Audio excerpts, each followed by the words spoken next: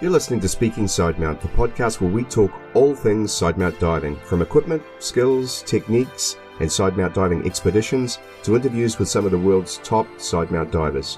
Whether you're new to sidemount, been sidemount diving for years, or just want to know more, this is the place for all things sidemount.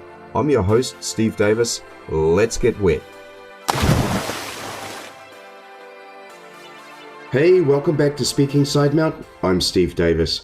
I've got a brilliant episode coming up with Micke and Tilja of Expedition Bjurälven, a project now in its 12th year, undertaken by a team of awesome divers and support crew who brave the extreme conditions of Swedish winter to explore the Bjurälven cave system in the Swedish mountains. But before we start, with this episode of Speaking Sidemount, we are now 6 months old, and I'm really pleased to have now delivered 26 episodes featuring a stellar lineup of the world's premier sidemount divers and some amazingly accomplished explorers. To all of you listening, following on Facebook, for all of the positive comments of support and feedback, thank you. It is sincerely appreciated. I also want to make a special mention of XDeep and thank them again for believing in this podcast right from the very beginning by supporting me and the show. XDeep are also a sponsor of Expedition Bjurälven, and I think the support such as this shows a real interest in seeing their products used by divers as they pursue their passions in diving and exploration. I first learned of Expedition Bjurälven when I saw a video of the 2016 expedition and saw these crazy Swedes drilling through the ice and diving in Arctic conditions in the caves of the Swedish mountains. I thought it was absolutely extraordinary and wondered what that experience was like and also what would drive them to want to undertake such a project. Well, nearly 3 years later, we get to find out. And a big thanks to Christopher Anderson for the suggestion of this episode. Micke and Tilja has been there from the early days of this expedition, and this year will be his 12th year to Bjurälven. In this episode, we discuss Micke's background in diving, how he got into sidemount and cave diving, how Expedition Bjurälven came about, including how they put the team together, the equipment they use, including the support from XDeep, the skill sets required, what they've discovered so far, and what they are hoping to achieve this year and beyond. We also go deep into wreck diving in the Baltic and Norway. And believe it or not, Micke also produces a podcast in Sweden, so we talk about that and their upcoming episode featuring a recompression chamber ride. With that, I couldn't resist offering a few suggestions for spicing up chamber rides. All this and much, much more in this episode of Speaking Sidemount. Micke, welcome to Speaking Sidemount. Thank you. Kind of you to have me. I say this most weeks, but once again, we're on the opposite sides of the planet. Micke, you're in Sweden. Which city are you in? I'm in Stockholm at the moment, and it's beginning to get really dark here. It's my evening, and I guess your morning. Very much so, yeah. We're just coming up to 8 o'clock in the morning here, and we're exactly opposite sides of the timescale, right? So 8 p.m. and 8 a.m. So thanks for joining me in your evening. I always start my podcast with asking a question about a little bit about your background, both in diving, but also specifically in sidemount diving. Okay. I started my diving career back in 1997. I'm actually from the countryside, and I moved to Stockholm at that time. And the first thing I was doing was to get a certification in diving. It has been my dream for a long time, but from where I came from, there were no diving schools or anything. So one of my first things was to get certified. I got really into wreck diving immediately. We live next to the Baltic Sea, and we have amazing wrecks, as you might have heard. So I pretty much started off just diving wrecks all the time. But slowly, I realized that mine diving, we were discovering a lot of cool mines in Sweden. Back in these days, there were no agencies or schools training cave divers. So we went to Florida. I got cave certified back in 2006. And ever since, I've been diving wrecks, mines, and caves. That's pretty much what I do. Awesome. Well, a man after my own heart. Last week I had Mike Thomas on from the Cave Diving Group in the UK, and we talked a lot about the differences between diving shipwrecks, mines, and caves. We sort of both shared the same perspective that mine diving and shipwreck diving was actually relatively similar because they're both made by man, versus cave diving, which are quite different because of the natural nature of them. What's your thoughts on that?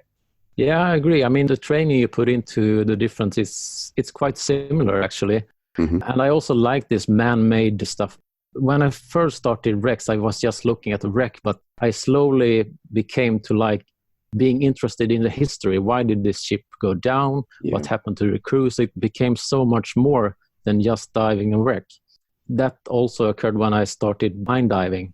How did they mine this iron ore, and what was the people who worked down here? I mean, now we are swimming for recreational purpose in long tunnels that took like years to carve out. So I really enjoyed the history behind everything. Yeah, I think so. I'd made the comment to Mike that they're a little bit like museums, aren't they? They're snapshots in time when they were actually sunk or when they were actually flooded in the terms of mines. But then you can go back in the history of how they operated, both from a point of view of a ship and a mine. And I think that's incredibly interesting.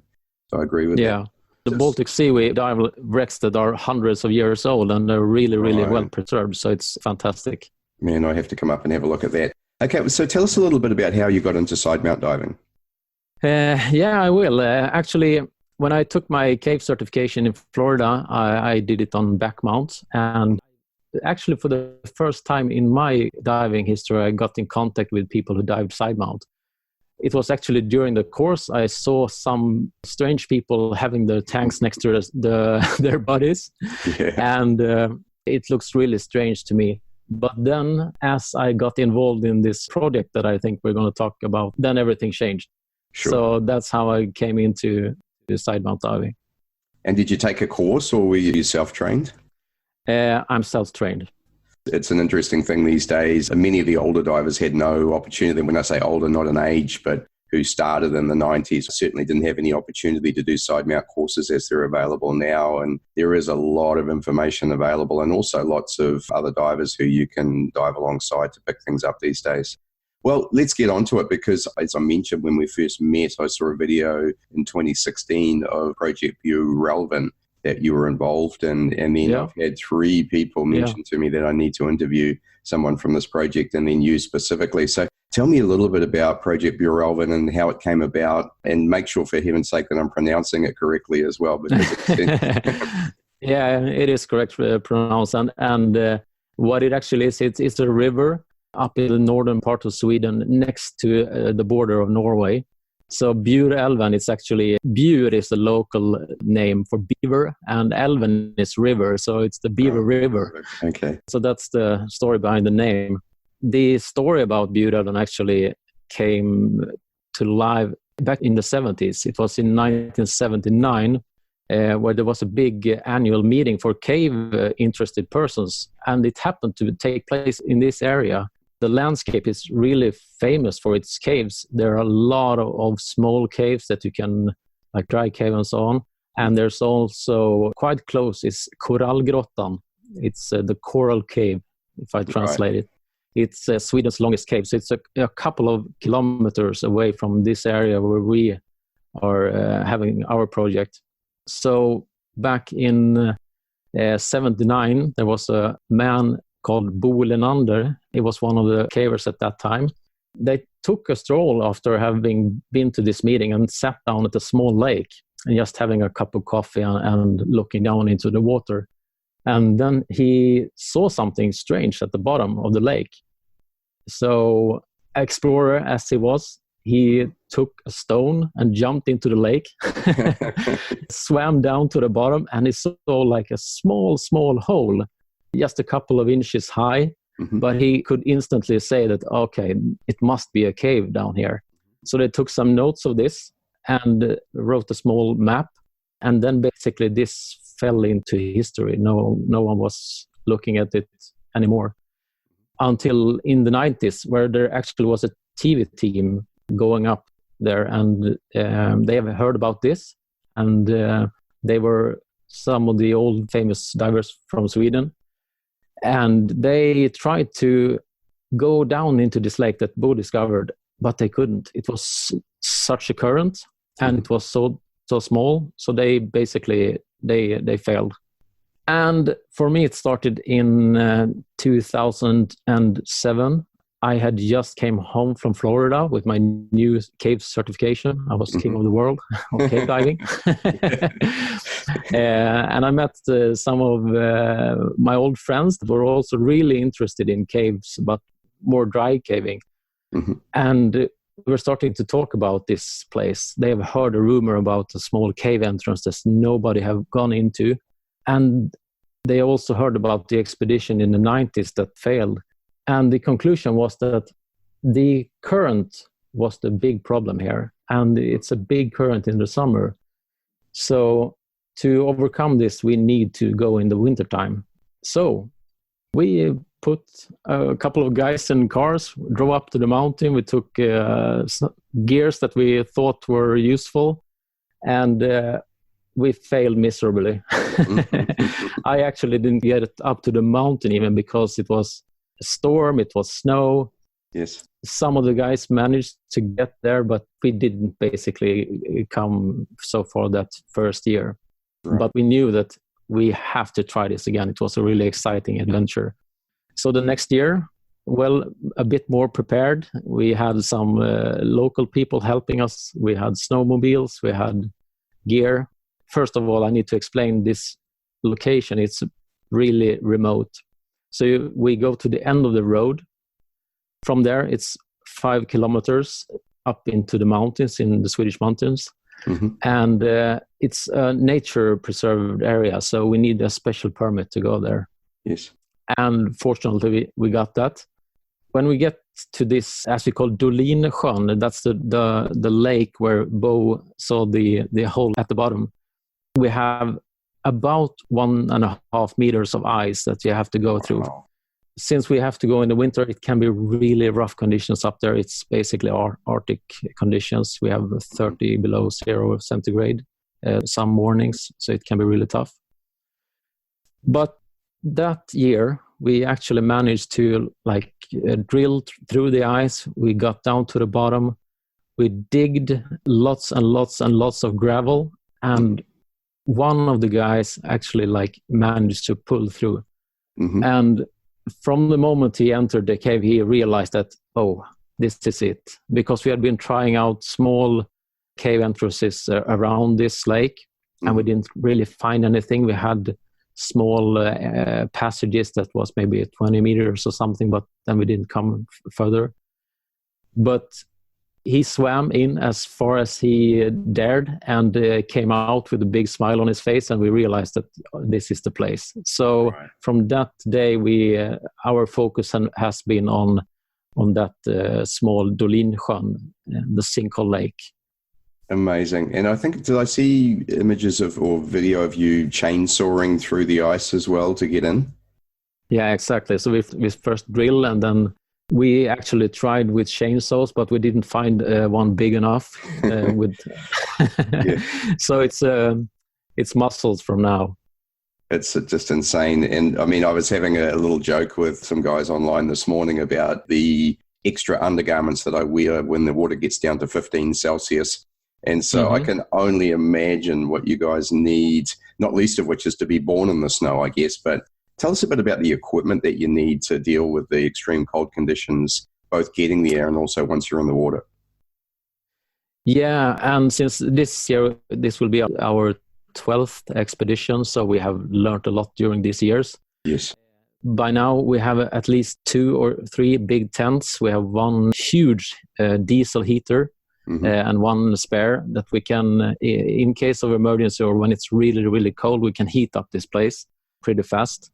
And it's really good for security, of course, if someone gets too cold. We also bring our compressor out to the mountain, because one thing we learned at the beginning, I mean, it's really remote. So just bringing the tanks home every day that we did before was a big job. And that's not what you want to do when you have been on the mountain for a whole day. Mm-hmm. So now we bring the filling station out on the mountain, and it works really well. And that also has another big benefit is that we get really, really good air. Because one of the big issues we had in the beginning was freezing regulators. Yes. And we have learned a lot since then. So we have huge extra filters to take away any moist, and also just to fill in that conditions, instead of bringing cold tanks into heated rooms and then back out. That has worked out really well. Of course, we also have support with new regulators that are really, really awesome. So these days, we basically don't have any issues with any free-flowing regulators. But it was a big issue in the beginning. I can only imagine. Now, I know XDeep are a sponsor of the project, and they're also very kindly a sponsor of Speaking Sidemount. Can you tell us a little bit about the equipment that you use in the water, both from the point of view of XDeep, but also some of the other equipment? Yeah, we use the XDeep wings. The entire dive team does, and they work out really, really well. It's also nice that we all now have the same type of equipment, because when we started this project, everyone was bringing their stuff, and we didn't have any standards. Everyone dove their equipment, and I actually started diving with a regular backplate and stuck side mount tanks to it. So to have this equipment is really helpful and amazing. Yeah, brilliant. So on top of the equipment, I think the other thing that really comes to mind is the skill set. And you talked about starting the project, having just finished, I'm assuming, full cave training in Florida. So as a full cave diver, you've done some training for sure, but you're not the finished product in terms of skill set or experience. Yeah, so. And to be honest, I'm not even a full cave diver. I'm a cave 1 certificate. Okay, well look at you. So yeah, but I have like hundreds of wreck dives and a lot of wreck penetration training. And to be honest, I've been trying to get my full cave for a long time. And actually last time the instructor went ill. So any year now I will have. But tell us a bit about the skill sets that you need for this project. So obviously you need the ability to be able to dive in the conditions in cold water, but what about in terms of entering the cave? Is it a complex cave in terms of navigation, line laying, all those sort of things? I mean, not all of us are divers. We have a huge team. I think this year we will be 23 persons going, and we are not all divers. We have professional drivers of snowmobiles. That's also one thing we learned, because like hauling this huge amount of equipment to the mountain can actually be the most dangerous part we are doing. I mean, there are tons and tons of tanks and stuff that's going out. And we actually had some nasty close incidents when we crashed snowmobiles and such. So by now we are using really experienced drivers that are local. So that's one part of the team. We also have a doctor with us. She dives as well, so that's good. And we all have different roles. We also have a team of drive cavers, because one part of this cave, it's actually the Bjurälven, the entrance. I could explain a little bit about this river. It flows in from Norway and goes into Sweden, and it goes for a couple of 100 meters and then it disappears down into a huge hole. So that's actually where the water disappears. And then it emerges 1.5 kilometers further down. And what happens underground, no one knows. So that's our mission, to find out. So we all have different roles. The drive cavers have been doing an amazing job of mapping the entrance cave.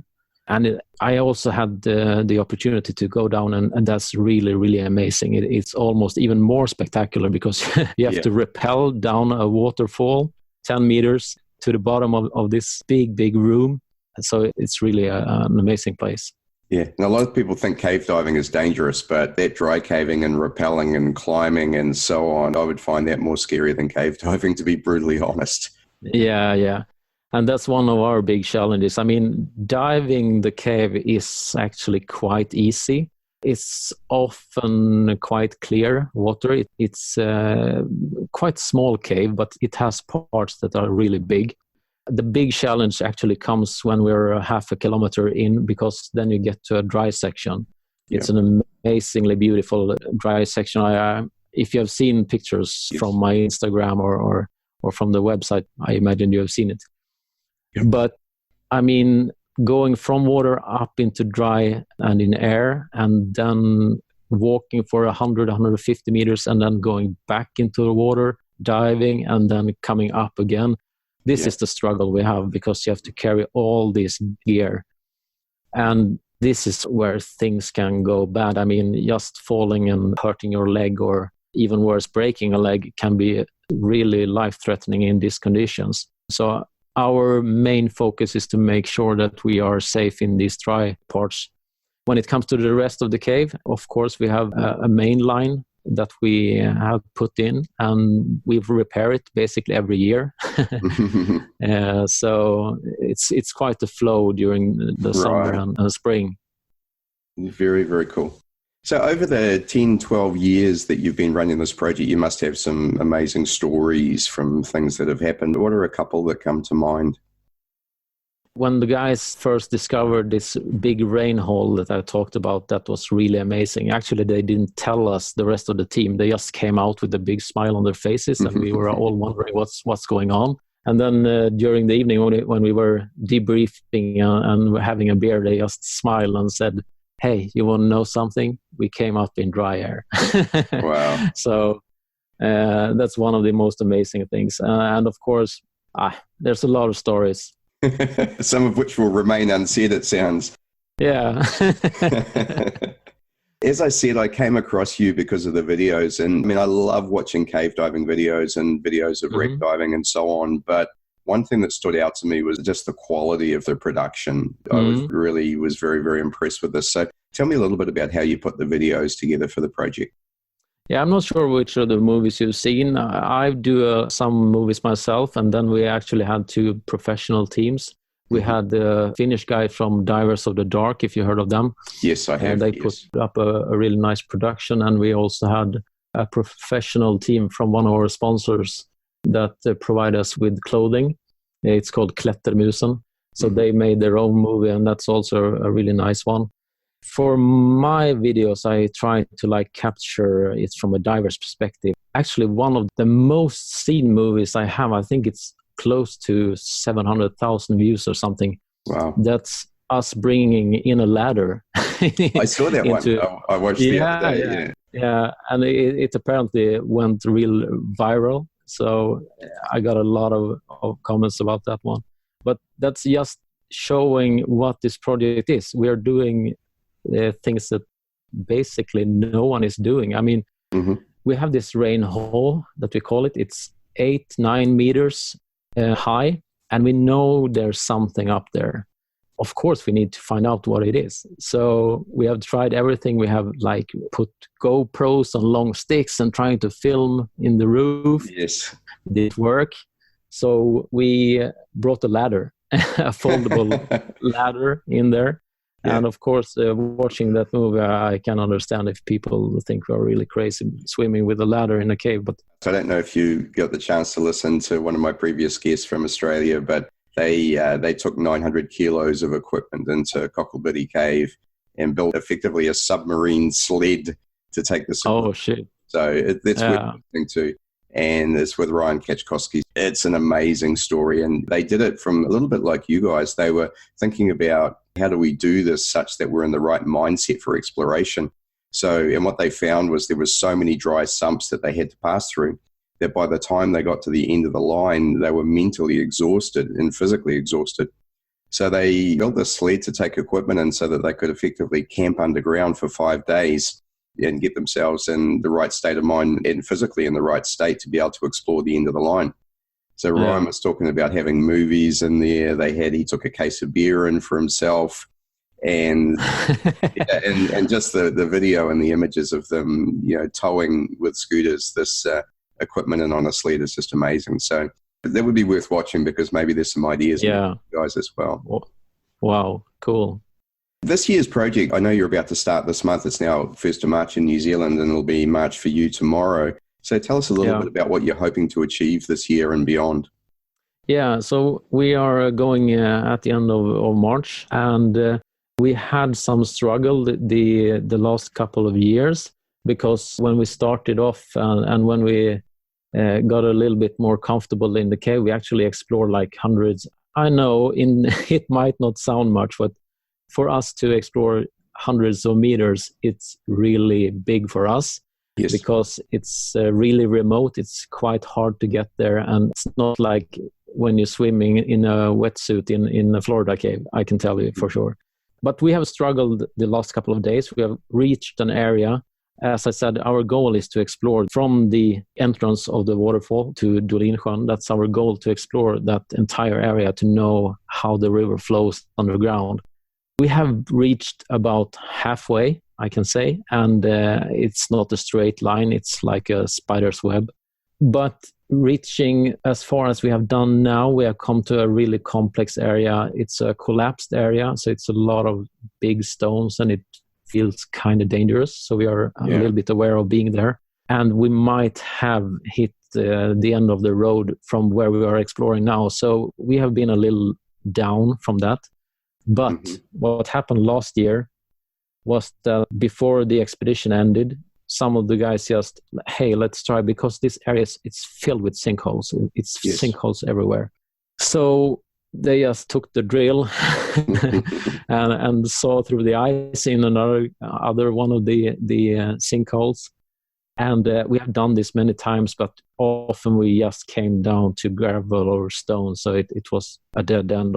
But this time, they actually found a huge cave entrance again.